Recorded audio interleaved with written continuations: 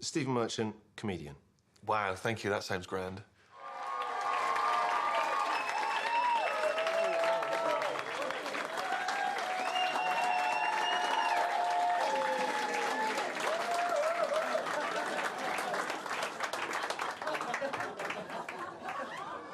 I had a quick look on Wikipedia. That's where all my research comes from. Of course it does. And all it says under stand-up is Stephen Merchant also does stand-up comedy. And that's it. Really? There's paragraphs and pages about your TV work and the podcast with Ricky and Carl. Stand-up, it just has one line. So why did you want to take this massive risk to go up on stage and do stand-up comedy? Well, what I'd like to see written in that Wikipedia section is he did stand-up comedy to a moderate level of interest in the late 90s. I was all set to do it at university. There was a comedy night. I was thinking, I'm going to do it. Yeah, I'll work myself out. They cancelled the gig, and I lost my nerve, and I didn't do it for another year and a half. And eventually, back in Bristol, I got the nerve. I went up there, and I went in. I did this 5 minutes. Can you remember any of your material? It was a routine that I did for years afterwards that involved me. I reduced sort of the typical stand-up introductions, you know, how's it going, lads, what you up to, you know, all that sort of chit-chat, into kind of, I just compressed it, so it was all kind of, all right, lads, how's it going, lads, drinking, lads, you love drinking, lads, eh? Lads, eh, drinking, lads, am I right, lads, eh, lads, football, lads, am I right, lads, eh, lads, lads, football, lads, and drinking, lads, football. Lads, cars, lads, am I right, lads? Hey, the lads. And the ladies, hey, ladies. Hey, crochet, ladies. Catherine Cookson novels, ladies, am I right, ladies? Ladies, hey, step aerobics, ladies. Am I right, ladies? Hey. Leotards, lads, am I right? Lads, no. Okay. I saw you do that on a thing called Rubberneckers with Jimmy Carr, and this would have been 9-10 years ago? This was with Jimmy Carr and Ricky and Robin Ince. We did a show in Edinburgh. You were doing that. That was all I basically had. Yeah. That's all I had. And like sometimes if I was lucky, I could drag that out for almost 5 minutes and then I could leave. But what was weird was if they didn't get it, I was screwed because I had no material. So they would just stare at me like, what is he talking about? And that's sort of what happened the second gig I did. They just and that was my experience of stand-up for years, was just amazing highs, crushing lows. And I managed to sort of do that for a while. And then after that Rubbernecker show you saw, which as you say was about 8 or 9 years ago, I just packed it in. I just thought I can't be doing stand-up anymore. It's just too exhausting, it's too stressful. The TV work was taken off, I'm not going to lie to you. Yes, of course. Yeah. The BAFTAs were coming. They were coming in. Why did you need to go up on stage and be judged? And I never had that kick from stand-up that some people get. You know, you hear some people, they say, I'm only alive on stage. That's when I feel complete. I think, you sad bastard. To me, it was always about the mechanics of it. It was like a jigsaw puzzle. Do you know what I mean? Yeah. Now, you do a bit of stand-up. You used to do it years ago, and then you started... Like you at university, because you have all that time on your hands, you've got hours to experiment. Yeah. So I did a couple of stand-up gigs there, and then I stopped doing stand-up and drifted into radio, which is a hell of a lot easier. Yeah.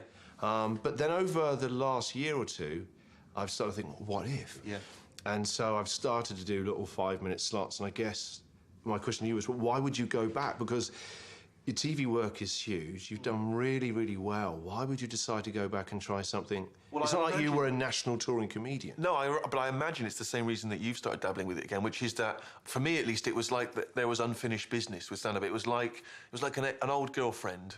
We'd split up, but there was still something there. Yeah, but they say you should never go back. She's married, you're a stalker now. No, but you went back, I went back, and maybe we just had a little bit of lunch. Yeah. We had a coffee and a bit of lunch. But there was that magic is still there. There's a bit of free song. So then This is now a bad... We slept together. We slept together. We shouldn't have done it. We both know it was a mistake, but we can't deny our feelings for each other. And now we're just sort of we're just taking it one step at a time. I have no idea if I'm in a pub, I have no idea how to play a fruit machine. I don't know what's going on there. I see blokes putting coins in, ding, ding, ding, the colours, like, shoot, money's coming, ching, ching, ching, they're walking off, right? I go up, put the quid in, shoot, it spins, it's all over. What happened there? Going in, I'm hitting them like it was a mistake, and there's no instructions.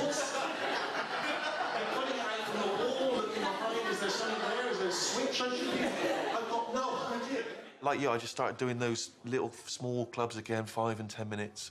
But they're really hard because you're really exposed up there. Oh. There's 70, 30, 50 people. The trouble is you've got this huge expectation because people know who you are. Oh, it's the guy who did The Office and Right. extras. He's going to be amazing. How were those first gigs when you went back and did it again? Well, oddly enough, I sort of started by using some of that old act, which we talked about, which really got didn't make dusted any off sense. again. Yeah, that got dusted off. And it didn't make sense at all, and they just looked at me with a sort of an odd sort of glaze. And so I realised I had to start from scratch, and I had to sort of rebuild it. And so, yeah, I just started all over again. Really, I had to redefine the persona and what I was going to talk about and the angle and managing those expectations and trying to figure out what are the audience expecting. I did one stabber with a groupie, and it started off fine, but then it very quickly descended into, you know, lots of late-night phone calls. Oh, call me or I'll cut myself. You know. Yeah, she didn't want to hear that. Before you did this, you must have been scared, crikey, this could be a really big public mistake. Whereas one of those people go, oh, crikey, why do that? Because obviously Ricky's gone on and done stand-up, and that seems to have worked out pretty well for him. And then suddenly you're going to go and do stand-up. People go, well, why is he's just copying Ricky? Right. Did it ever occur to you, I shouldn't do this, actually? It'd be a mistake. Well, I think it probably, if I thought I was going to do a big tour and a DVD and stuff, then I would have panicked. It started very simply just in those, as you say, those tiny little clubs, just trying out ideas here and there, and just really sort of seeing if me and my ex-girlfriend could get together again, you know, seeing if that magic was there. And then when you start to get some laughs and you start to figure things out, it just gives you that little bit more confidence. And even then, I mean, I suppose I've been back dabbling for, I don't know, probably maybe 5 years. Yeah. Like a long time of just, you know, occasional evenings when I had a chance and sort of going and doing 5 or 10 minutes. Sunday night, I'd rather be living it up in the hot tub with a bevy of Playboy bunnies. But to forsake that, I'm driving all the way to Greenwich from North London to probably lurk in a back room area. Might be, I mean, if it's luxury, then it'll be like a disabled toilet or a janitor's closet, looking at the sort of notes you've made, and then as soon as you walk on stage, forgetting everything you've written down. All right, how did he propose, madam?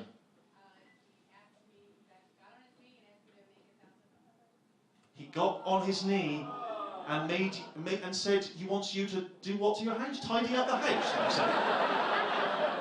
That's a romantic. I want you to make my house a home. If you could start in the kitchen area. This reason it's taken this long is I've got sort of no formula. It's like panning for gold every time I walk on stage, trying to sort of improvise the idea that you've tried to script, and then if it's something slightly working, going down that avenue, and then you hit a brick wall. So I've gone this direction at the next gig, and then that's taken me this far, and then the next gig, you know, and slowly I've sort of built this path. We got that cooking. We got some notes as well. I made some notes. So yeah, I know you're already looking a bit. Oh, hang on, a bit edgy, it's a bit diffy, you know. Don't worry, I've learned at least. Well, no, that's why I've got notes. I haven't learned any of it. But no, do you know what I mean? No, because I will do when I do a more important gig. I'll learn it. No, come on, don't be silly. I write things down, and then I get up there, and I can't remember what I've written down, and I don't consult the piece of paper which I've taken on the stage. It's like I'm just perverse. I'm constantly making it hard for myself. Why don't I might as well just read it out from a piece of paper. This urge to sort of give them a really slick show, even when I'm trying stuff out. And I think that's partly that anxiety of thinking, oh, you've got a reputation as a comedian and everything, and even though they don't know me as a stand-up, I still feel like I need to be delivering the goods. Audiences are very different. They're different on a different night of the week. Yeah. They're different if the room is too bright. Yeah, well, they almost become one beast. Right. And they can decide if they like a comedian or they don't very quickly, and they all kind of turn on them. Yeah. And then sometimes they're factionalised, and it's hard. You've got a pocket over here. Right. They're doing that. That's a skill I guess you've had to learn how to deal with that and still do your show and perform. So much of, learning stand-up is about the mechanics of it, where to hold the microphone. Yeah. Sort of managing the environment. Then you're managing your own nerves. I find, you know, like 2 hours before a show, the anxiety starts to rise. And then just sort of 10 minutes before, it's a lot of pacing and lots of sort of wee breaks, you know, trying to drain the penis of any residual urine that's not even there. Really, come on! Really trying to empty it out, because heaven forbid you should need a loo break when you're on stage. Yeah. And don't you have quite a weak bladder? I do have famously quite a weak bladder. Thank you for asking. That's all right. This is all part of the DVD. It's what I want on my DVD extras. I want to know, what the fans what's the bladder of the guy like, OK? Let's get down to it, OK? Parkinson never went there. Yeah. I'm not frightened to ask you about your bladder, Steve. Well, okay? I'm not going to lie to you, I do like to excrete quite heavily. So there's quite a, you know, there's a number of excretions, is that a word, that happen pre-gig. Yeah. A lot of pacing, and then just before you get on, it just reaches a kind of fever pitch, like a hum inside you, and then once you hit the stage, I don't know if you find it, but you sort of enter a zone where you've got to, probably like if you're running a marathon or something, you've just got to keep going forward. Ladies and gentlemen, please welcome to the stage, Stephen Merchant.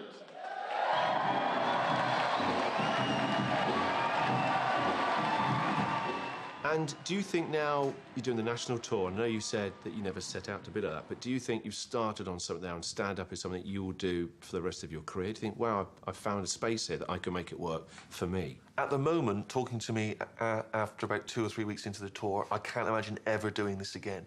It's so antisocial, this. Your days are longer, I guess, doing the hours of a you know, an on-the-road comedian. And as I said, I took about 5 years to get to this point. I can't do this again. I haven't got the energy. So what are you doing after the shows? Groupies? I wish. My groupies, the people that come to the door, it's never Playboy bunnies. It's weird. It's a lot of blokes who work in IT, curiously. Yeah, it's not very rock and roll, if I'm honest. I mean, on the road is a weird experience. You know, turning up at these little provincial theatres and you see the old posters and you know, see that Morecambe and Wise played there, or, you know, Harry Seacombe or someone. There's something quite thrilling about feeling like you're part of a tradition, that old tradition and schlepping around. But, yeah, it's certainly not terribly glamorous. You know, it's just up and down motorways. It's exactly as I thought it would be, really. Long, boring, nerve-wracking. It's a weird way to live. It's strange. It's like doing a parachute jump every night. It's very odd. How was it? Very nice. Yeah? They were the nice... They were the nicest? Possibly the nicest. Oh, that worries me. You shouldn't say things like that. Sorry. Josh, who's the guy who's been doing a lot of support for me, you know, he's a sort of working stand-up comic who's on the rise. And it's great, you know, it's sort of hanging with him and having another comedian who's sort of out there doing it, that you can really dissect. You know, he comes off stage and what's the audience like? Well, I talk to these people there, they're a bit dry over there. You know, we thought it was a weird shape. It's actually quite a nice shape because you can kind of just keep doing that. It's a bit like in a theatre, more like in a comedy club where they're... Yeah, it feels like they're all around you rather than there. Yeah. Which I don't like that because you're just doing that, or I am, because I'm quite static. All right, cool. Okay, well, hopefully as well as you. I mean, Southend. They're similar to Southend. Good. Fingers crossed. All right, cool. Cheers, man. No worries. I felt like I've learnt more in the last couple of weeks being on tour than I did in all those years working out the material, because suddenly you're there, you're confronted by them, you've got to do an hour and a bit every night. You're doing it night after night. Suddenly things suddenly occur to you. Of course that shouldn't be there, that should be earlier. Josh and I were just dissecting the show, and we're 2 weeks in. We're still tinkering. If you've seen the DVD, then you'll have enjoyed the facial contortions that happen at the end. That sort of evolved, really, because I always used to do it when I did smaller clubs, and then, of course, when you go to these larger rooms, they can't see at the back. So then we got that little camera, and we started pointing that in my face, and that just seemed to make it funnier, because now it's really grotesque and weird. But we're 2 weeks in, and now I'm thinking, is that the ending of the show? I do a little anecdote at the end at the moment about me in Trafalgar Square thinking I've pulled a girl. But I'm not sure that story's really working, because the facial gymnastics are too grotesque and crazy and weird and sort of theatrical. Tomorrow, the current discussion in the car is, do we end with the face? Put the story earlier. What's your take on it, Widders? I think it's unfollowable. I use the word stunt, which is unfact, it's not that, but it's impossible to follow something that is more than stand-up with stand-up, because some of these stand-up just feels quite kind of mundane, and it just feels like a man talking, which it is, but you don't want to let them realise that by doing something more, I think, till the end. So I think it'll work better tomorrow that way. Not that it didn't work tonight. Well, I'm presuming they've seen this, so they already know what the answer. they already know. They already know it works.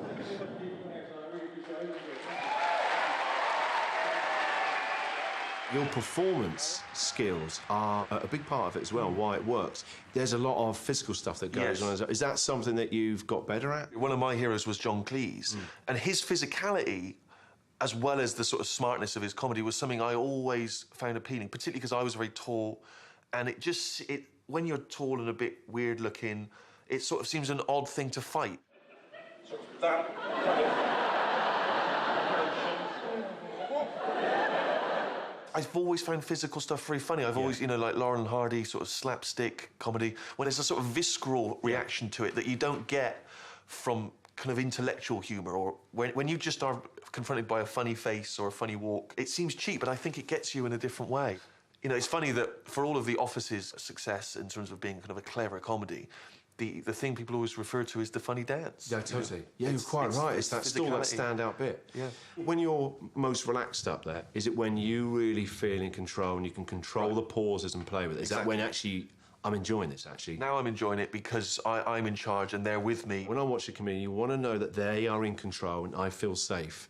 It's when they feel slightly nervy and you go, oh, God, have you seen even the way they take the mic out? So I was like, this guy's crapping himself. Yeah. When it's not going very well, you suddenly hear the kind of creak of the floorboards. Everything feels louder. Everything's louder. The air conditioning, everything, the hum of the speakers. I did a gig when I was doing the warm-ups, the tryouts, where I had the microphone and I came out and I was trying different approaches when I was coming out, different attitudes. Yeah. And this one I was playing it kind of slightly frazzled and a bit sort of jumpy and jittery. And I came out and I sort of adjusted the microphone and it slid down. Literally, this was within like 10 seconds of being on stage. It slid down and it went shoot and it sliced my hand open. Oh my God. And it started gushing with blood. And people were some people were laughing and some people were like, that's quite an impressive opening moment. Like, every night he's doing this. And then, Well, it's an open wound, so it gets easier every night. Exactly. And, you just reawaken the same wound every night. Just unpick the stitches. And so then I was gushing with blood. So then I had to sort of ask if there was anyone in the room who had a plaster. And so then, I laid it to fish into a bag and get a plaster out. And I never got them back on site, because after that they thought, this guy's genuinely terrified of being on stage. How do you feel about peers coming and seeing it, say Ricky or other comedians, stuff like that? Would their feedback be really important to you?